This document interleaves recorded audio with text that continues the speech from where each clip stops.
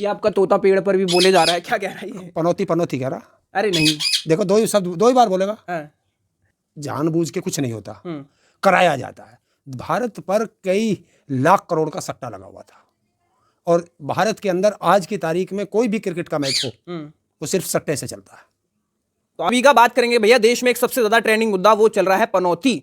आपको बता दें कि भैया ट्विटर पे 56 करोड़ बार लिखा गया है पनौती और 420 भी लिखा जा रहा है। क्यों ये सब लिखा जा रहा है?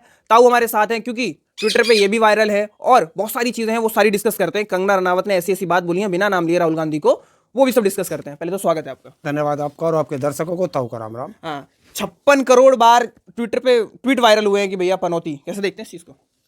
तुम तो अधूरा सवाल करते हो। हाँ 56 करोड़ हाँ 420 नहीं रहा था? अच्छा, 56 करोड़ 420 बार, तो उसे क्यों भूल गए 420 को? तो बताया ना राउंड ऑफ 56। हाँ तो उसको देख लो आप। 56 इंची प्लस 420, ये था उसका मतलब। क्या कहना चाह रहे हैं आप? समझने वाले समझ गए, ना समझे वो अनाड़ी है। हाँ। जिस तरीके से आप हमें समझाते हो हमने समझा दिया, जितने दर्शक हैं वो सब समझ गए। नहीं, सवाल ये भी तो उठता है कि क्यों प्रधानमंत्री को इतना ट्रोल किया जा रहा है, क्यों इतना बोला जा रहा है? देखिए, जब कोई व्यक्ति पद की गरिमा को भूल जाएगा तो जनता उसको क्या करे?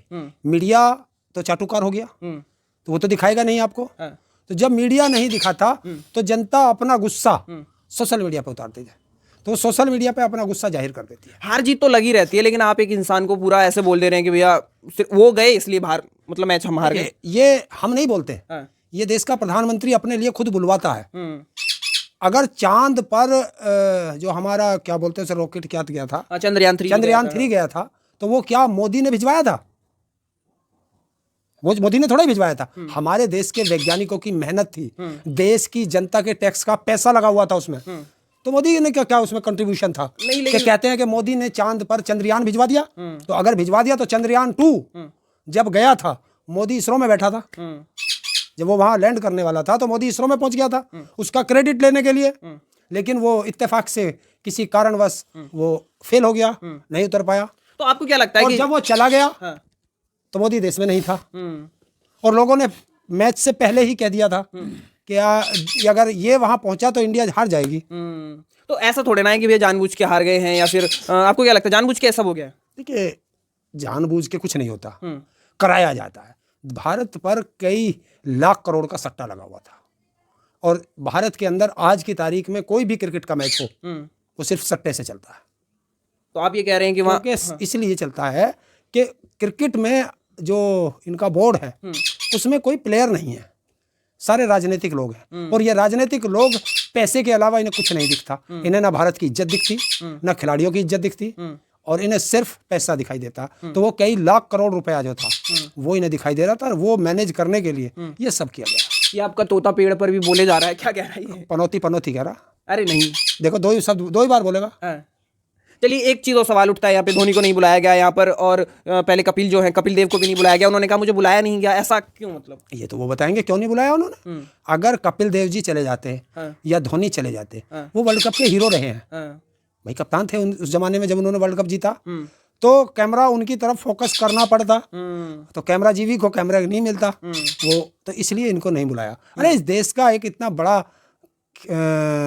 एथलीट चोपड़ा वो भी वहां पर था, वीडियो बाद में वायरल। किसी ने भी उसे भारत के किसी भी टेलीविजन चैनल पर उसकी एक फोटो भी देखी है?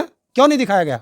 ये है कि जब एक सेलेक्ट कर दोगे ना तुम, मीडिया एक सेलेक्ट हो गया और अब मीडिया को एक दिक्कत आ गई कि मीडिया ये चाहता है कि हमें तो पैसा मिल रहा और ये दिखा रहे हैं और चैनल जो हैं वे उद्योगपतियों के हैं। उन्होंने तो मोदी को कह दिया ये चैनल आपका, जैसे चाहो वैसे चला लो।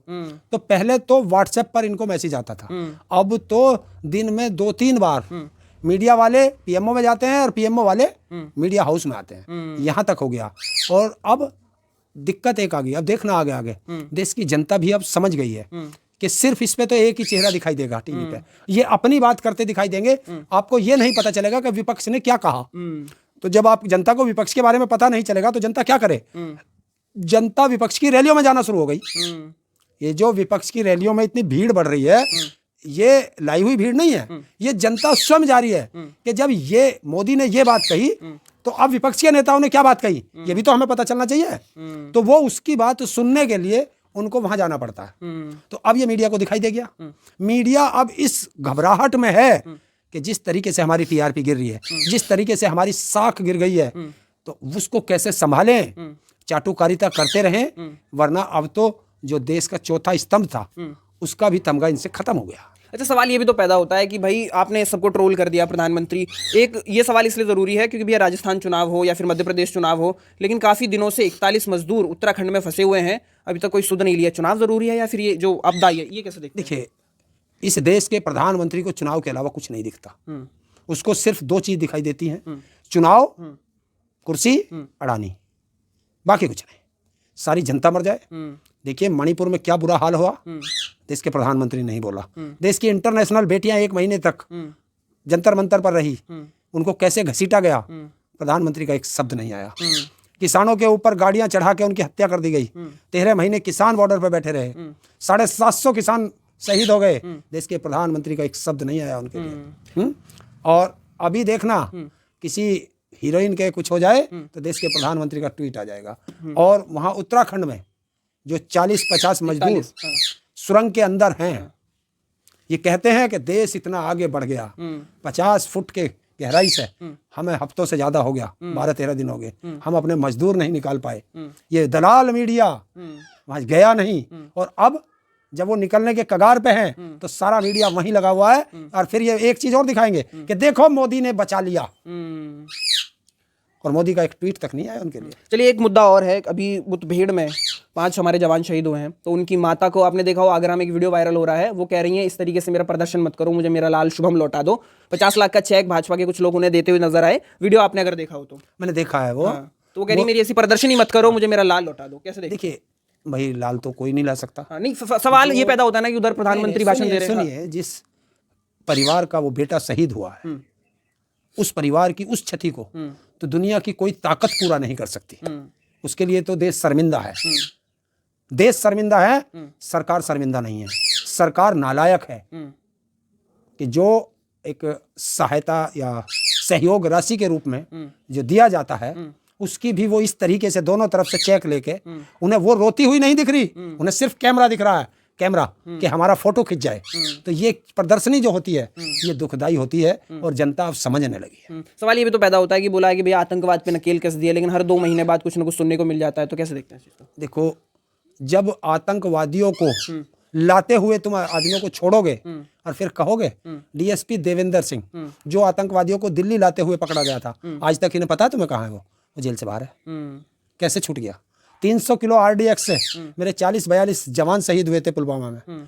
आज तक इन्हें कोई जांच हुई हो तो मुझे बता दो। क्योंकि जिनको सत्ता में बैठे दलाल ये कराते हैं, फिर उनकी जांच कौन करेगा? तो ये तो मेरा देश का दुर्भाग्य है। यही बीजेपी वाले हैं जो कहते हैं कि सेना में तो मरने के लिए जाते हैं। तो ये हैं, और ना सेना बढ़िया छोड़ी इन्होंने, ना देश बढ़िया छोड़ा, ना कोई संस्था छोड़ी, सबको इन्होंने गुलाम बना लिया। चलिए, एक मुद्दा और है, देश की रानी कह लीजिए